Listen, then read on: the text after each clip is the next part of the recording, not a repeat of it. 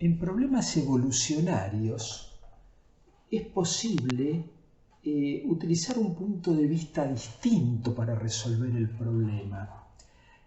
Hasta aquí hemos utilizado una visión euleriana del problema, que significa resolver en puntos fijos en el espacio qué sucede con las variables.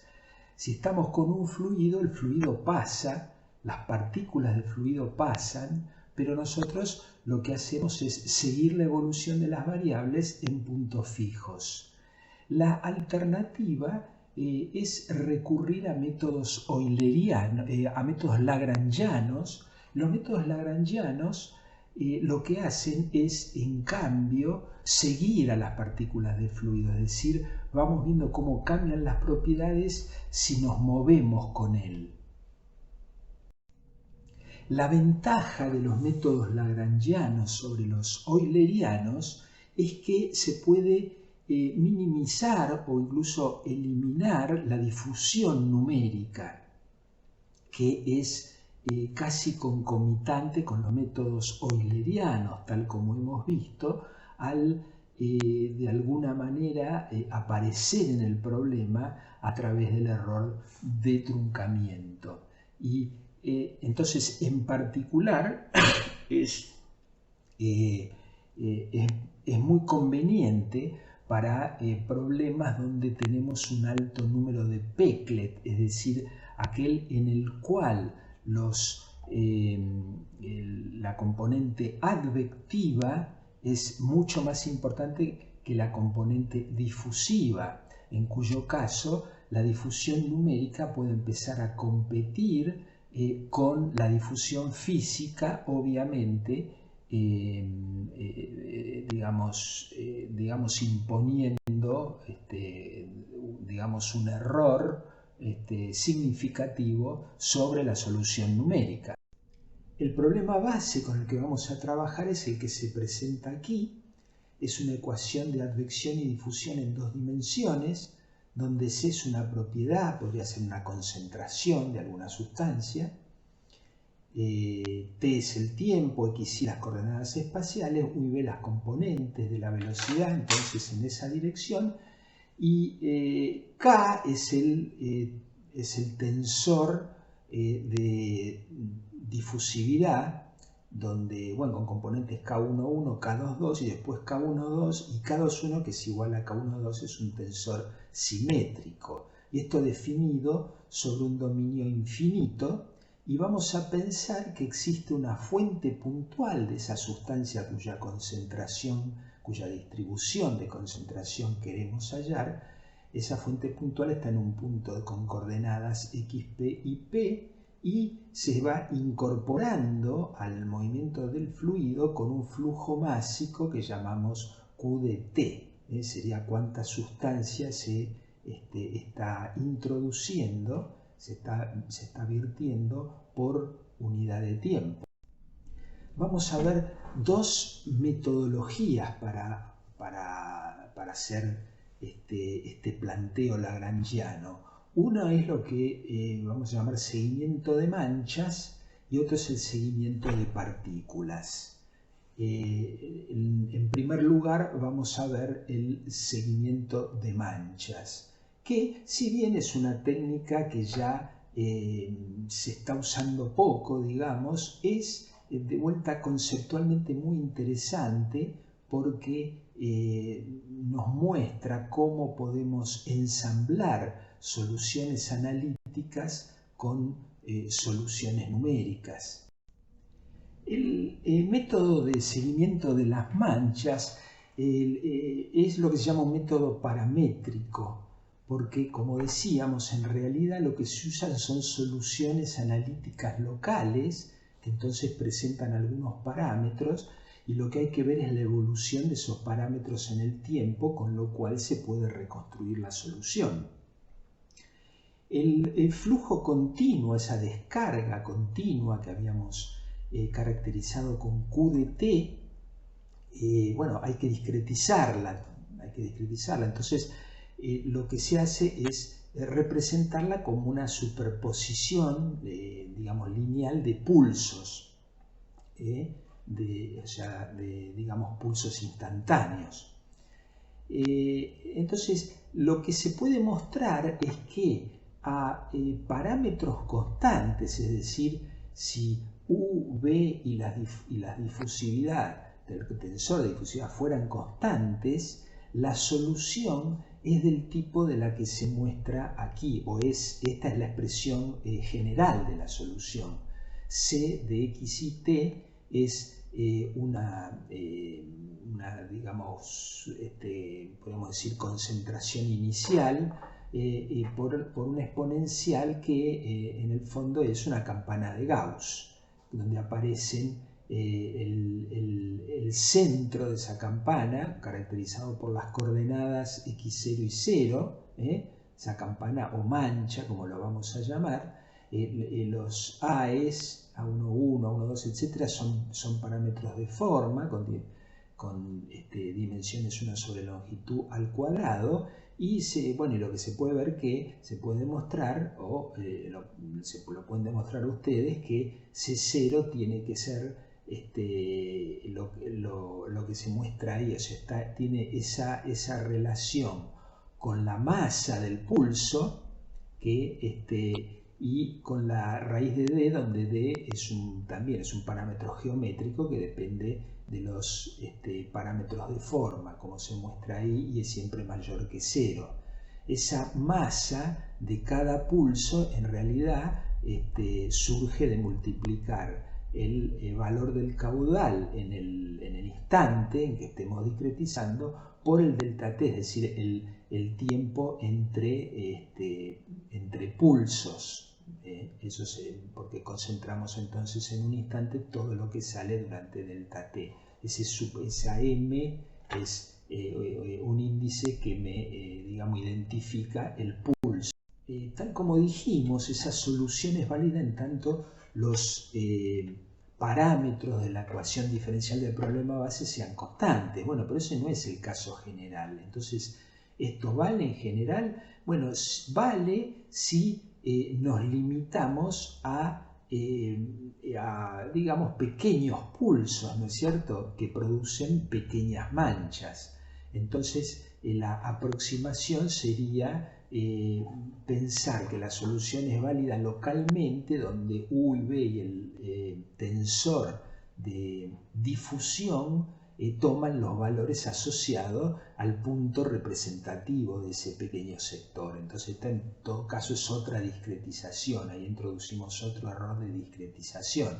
Pero entonces lo que podemos pensar es que en cada delta t introducimos esos pequeños pulsos que se van acumulando y los vamos contando. Por eso tenemos ese índice m que me va contando desde el primer pulso, segundo, tercero. Entonces va a haber que ir haciendo el seguimiento de cada uno de ellos, que en definitiva es hacer el seguimiento de los parámetros de cada uno de ellos. En el gráfico lo que estamos mostrando es lo que sería una curva de isoconcentración, de iso-C, digamos, ¿no? Nuestro parámetro C de nuestra función incógnita que, como dijimos, tiene una forma gaussiana, de modo que, bueno, ya nos imaginamos que todo el resto de las curvas de nivel van a ser del mismo tipo, un poco más chica, un poco más grande, digamos, alrededor de esta. Acá mostramos lo que podría ser una mancha en un instante y su orientación en relación al eje, digamos, a los ejes coordenados x, y, donde también identificamos los ejes principales de esa elipse, que es lo que es en definitiva, que hemos llamado psi eta. Y entonces hemos llamado θ al ángulo que forman los ejes coordenados. Bueno, es relativamente directo mostrar que ese ángulo θ está relacionado con los parámetros de forma a través de la expresión que damos acá en el primer renglón, para la tangente de 2θ. Ahora bien, si nosotros tenemos los parámetros de forma 1,1, 1,2, etc., en el sistema XY. Cuando estamos en el sistema normal, digamos, psi eta, entonces ahí vamos a tener parámetros de forma que vamos a llamar A sombrero.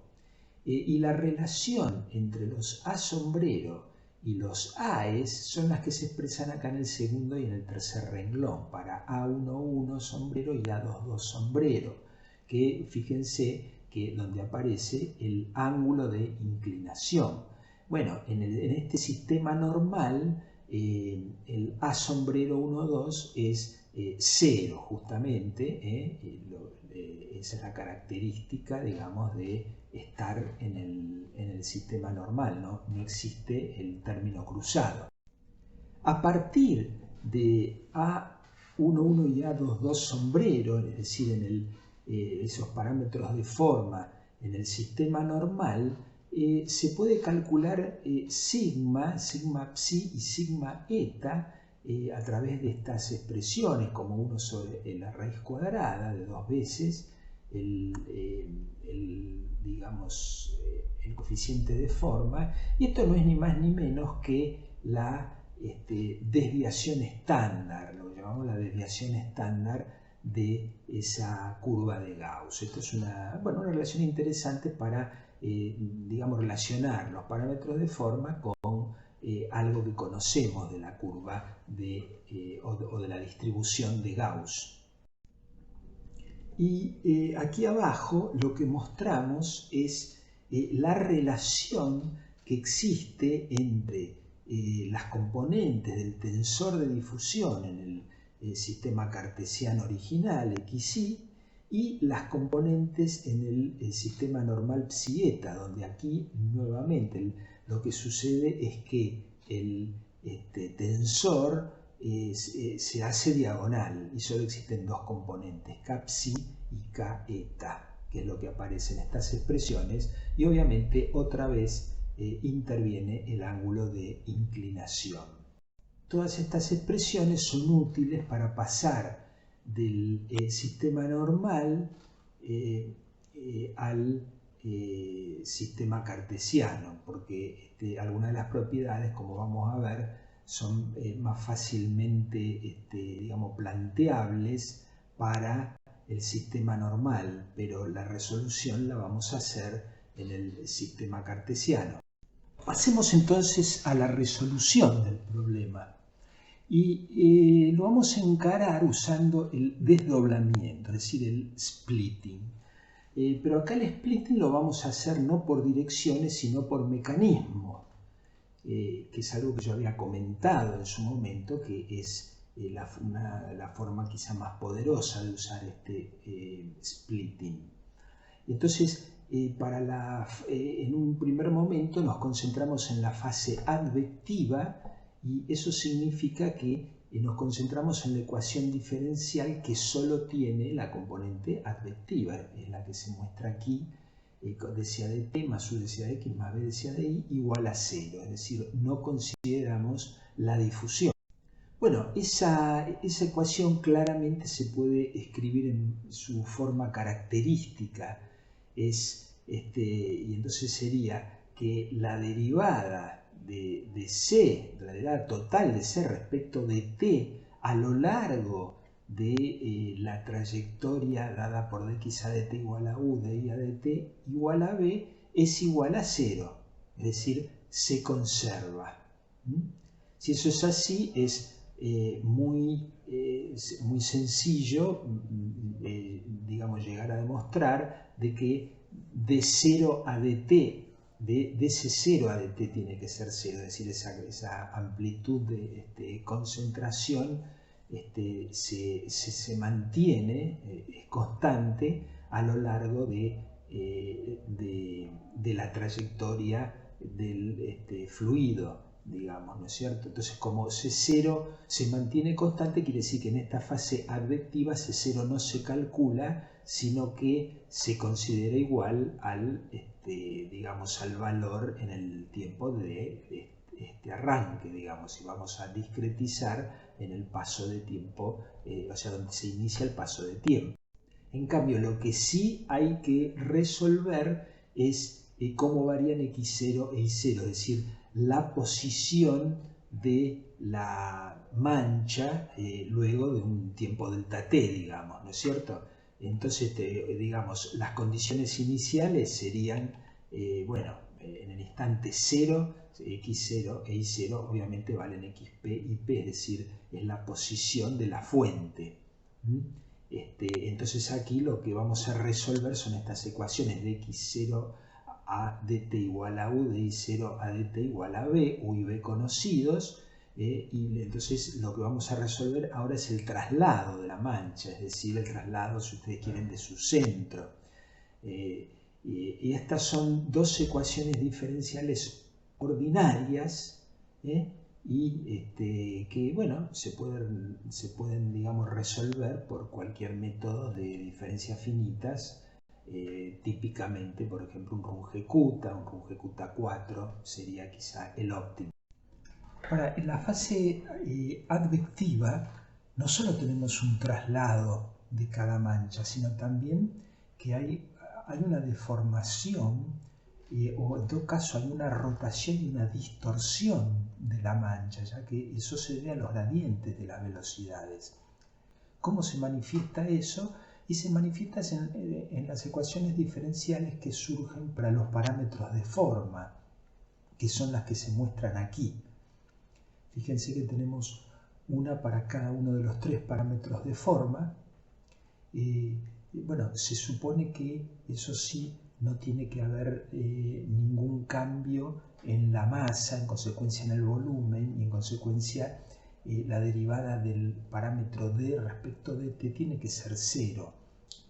Pero bueno, probablemente sea un poco distinto de 0 debido a errores de truncamiento al resolver estas ecuaciones. Pero bueno, en todo caso no tomamos cuenta de ese posible cambio en D al asumir, como explicamos en la diapositiva anterior, que C sub 0, es decir, la concentración en el centro de mancha, permanece constante. Bueno, ante la ausencia de alguna información específica del problema para lo que sería el paso de dilución inicial, lo que sería la dilución en el campo cercano, como se llama a veces, ya que estas son ecuaciones para el transporte en campo lejano, una forma sencilla y típica de arranque es asumir que inicialmente se tiene una pequeña mancha de tipo con isoconcentraciones circulares, digamos, curvas de isoconcentración circulares, y entonces ahí ponemos A11 y A22 que sean iguales, A12 igual a 0, y bueno, y como en ese caso había una relación directa con la desviación estándar, simplemente podemos asumir un valor de desviación estándar apto para el problema, que en el fondo puede tener que ver o tiene que ver realmente mucho con el paso de discretización espacial que uno pretenda, o la escala de resolución espacial que uno pretenda, digamos, debería ser mucho menor que esa escala de resolución, o sea, que esa escala, digamos, espacial del problema. Este sistema de, digamos, ecuaciones diferenciales, o sea, otra vez se trata de derivadas ordinarias, en consecuencia pueden resolverse por los muy conocidos métodos de diferencias finitas, en particular por el Runge-Kutta. Una vez resuelta la fase advectiva, pasamos a la fase difusiva, es decir, la otra componente de este splitting. Entonces la fase difusiva significa considerar solo los términos de difusión y no los de advección, como se muestra aquí en la primera ecuación. Entonces, reemplazando la solución analítica, se llega a las ecuaciones diferenciales ordinarias para los parámetros de forma que se muestran a continuación, que son, bueno, que todas en relación, o cada una en relación a la difusividad en la dirección respectiva, o en el caso de la 1,2, la difusión cruzada, digamos. Entonces, Esto otra vez es un sistema de ecuaciones diferenciales ordinarias que se pueden resolver por diferencias finitas y en particular sobre Runge-Kutta. Y en este caso, obviamente que D puede digamos, variar, es obvio, por un proceso de difusión que caiga la concentración en el centro, C sub 0. Bueno, eso se calcula, la C sub 0, entonces igual se calcula de acuerdo a lo que ya se digamos, expresó, la fórmula que se vuelve a poner aquí abajo, digamos, al cambiar D, va cambiando C sub 0. Vale recordar que siendo un método de desdoblamiento, lo que se hace es avanzar un paso delta t en la fase advectiva, avanzar un paso delta t en la fase difusiva, y el resultado en realidad corresponde a un avance efectivo en el tiempo de solo delta t, ¿no es cierto? Porque hemos hecho como sucesivos pasos o procesos que en realidad son simultáneos. Si la sustancia no fuera conservativa, habría un término sumidero, que, bueno, que en todo caso también podría tratarse de la misma manera, es decir, podríamos hacer un tercer paso de desdoblamiento en el cual solo consideramos el decaimiento debido a la reacción a la que esté sometido la sustancia. Una vez hecho el cálculo por este método, bueno, nosotros en cada instante podemos recuperar la distribución espacial de concentración superponiendo las contribuciones de cada una de las manchas. Es decir, nos paramos en un punto y calculamos ahí la concentración de acuerdo a cada una de las manchas. Lo hacemos entonces sobre una grilla, y esa grilla es para representar así la solución compuesta, digamos, el efecto de todos los pulsos, que trata de representar el vertido continuo. Digamos, en realidad hay una regla práctica que es como digamos, el decaimiento de concentración desde el centro de mancha es exponencial. Uno puede limitar alrededor de un punto la cantidad de manchas que utiliza para calcular la concentración. Entonces, con un criterio de estar suficientemente lejos de ese punto, nos podemos quedar con muchas menos manchas que la cantidad total que hemos generado durante el cálculo, y eso es vital para que los tiempos de máquina sean razonables. Acá mostramos un ejemplo muy simple de digamos, un vertido continuo, que está ahí marcado con un puntito negro, digamos, y donde bajo una corriente, digamos, oscilatoria, podría ser por marea, pero con una componente neta hacia la derecha, podría ser una corriente de deriva. Y entonces ahí vemos cómo la reconstrucción de la distribución de concentraciones a partir de las manchas da lugar a una pluma que se extiende hacia aguas abajo y luego hacia aguas arriba.